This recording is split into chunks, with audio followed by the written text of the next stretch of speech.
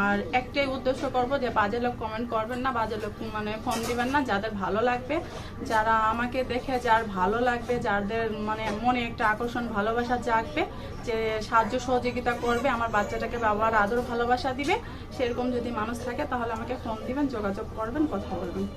আচ্ছা, তো ঠিক আছে। ওয়ালাইকুম আসসালাম। আসসালামু আলাইকুম। কেমন আছেন? আছি, আল্লাহ যেরকম রাখছে। আপনার নাম ঠিকানা বলেন। আমার নাম মোসাম্মদ মনিরা পারভিন, আমার বাসা ঠাকুরগাঁও। ক্যামেরার সামনে কেন আসছেন? ক্যামেরার সামনে আসে দুঃখের কথা বলার জন্য, একটা জীবনের কাহিনী বলার জন্য, কষ্টে আছি তার জন্য। আচ্ছা, তো আপনার জীবনের কাহিনী বলেন, কষ্টের কথাগুলো বলেন। আমার একটা বাচ্চা আছে, ছেলে, 7 বছর বয়স। হ্যাঁ। ঠিক আছে, বাবা মারা গেছে, ভাই বোন বলতে আমি একা। আমি মানুষের বাসায় কাজ করে সংসার চালাই। আমার মা আছে, আর হচ্ছে মানে এই স্বামী নাই, তার জন্য যে স্বামী মারা গেছে। আচ্ছা, স্বামী মারা গেছে। স্বামী মারা গেছে কতদিন হলো? 3 বছর পার হয়ে গেছে। 3 বছর পার হয়েছে। আচ্ছা, এই যে স্বামী 3 বছর ধরে নাই, তাহলে একাকিত্ব জীবনটা কেমন কাটছে, কি করছেন, কিভাবে আপনার পরিবার চলছে, সেইভাবে কথাগুলো বলেন। একাকিত্ব জীবন কাটতেছে কষ্টে, যে হচ্ছে মানুষের বাসায় কাজ করে সংসার চালাচ্ছি, এইভাবেই কাটতেছে। যে মানুষের বাসায় কাজ করে দিনরাত কষ্ট করে এইভাবেই চালাই। আর বাচ্চাটা নিয়ে কষ্টে থাকি, মানুষের বাসায় ভাড়া থাকি, নিজস্ব জায়গা জমি বলতে নাই, বাড়ি গাড়ি নেই। ঠিক আছে, আর হচ্ছে মা আছে অসহায়, অসুস্থ, এইভাবেই চলি। আচ্ছা, মা কি হয়েছে? মার হচ্ছে কোমরের সমস্যা, যে মানে কাম কাজ করতে পারে না। এভাবেই আমি মানুষের বাসায় কাজ করে সংসার চালাই। বাচ্চাকে লেখাপড়া করাইতে পারি না, ঠিক মতো খাওয়া দিতে পারি না, মানুষের মতো মানুষ করতে পারতেছি না, এইভাবে। আচ্ছা, ছেলে মেয়ে কয়জন?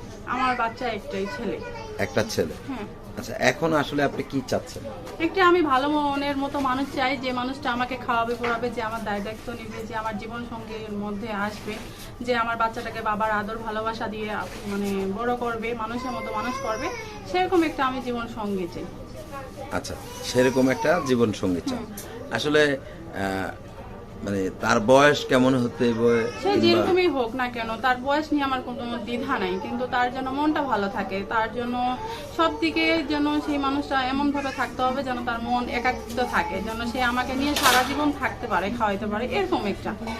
আচ্ছা, অনেক মেয়েরা তো বিয়ে বসে মানে সতীনের উপরে, আপনি কি সেরকম ভাবে? না, আমি কারোর সংসার ভাঙে কারোর কাছে বিয়ে বসতে চাই না। কেন? আমিও একটা নারী, আমি আরেকটা নারী হয়ে কিভাবে তার সংসার ভাঙবো? কারণ আমি যেহেতু নারী হয়ে, মানে নারী যদি না হইতাম তাহলে না আমি অন্যের সংসার ভাঙতে পারতাম, কিন্তু আমি তো একটা নারী, নারী হয়ে আরেক জীবনে মানে আরেকজনের সংসার ভাঙে আমি সেই সংসারে যাইতে চাই না। আমি হয়তো দেখা গেল কারো বউ মারা গেছে, বা কেউ মানে কারোর বউ ছাড়ে দিছে, ডিভোর্স হয়েছে, এরকম একটা একাকিত্ব জীবনে মানে যাইতে চাই। আচ্ছা, এরকম লোক চাচ্ছেন। আচ্ছা, বয়সটা কেমন হতে হবে? বয়স সে যেই হোক না কেন, 60 হোক, 70 হোক, 80 হোক, সেটাতে আমার কোনো মানে দ্বিধা নাই। সে একটা ভালো মন থাকতে হবে, যেন সেই ভালো মন দিয়ে তাকে ভালোবাসতে পারে, যেন তার প্রতি তার আকর্ষণ থাকতে হবে, যেন সে 2 বেলা 3 বেলা তাকে না খাওয়াইতে পারে, সে যেন 2 বেলায় ডাল ভাত খাওয়াইতে পারে, এরকম একটা ভালোবাসার মনের মতো মানুষ চাই আমার। তার গ্রামের বাড়ি কোথায় হতে হবে?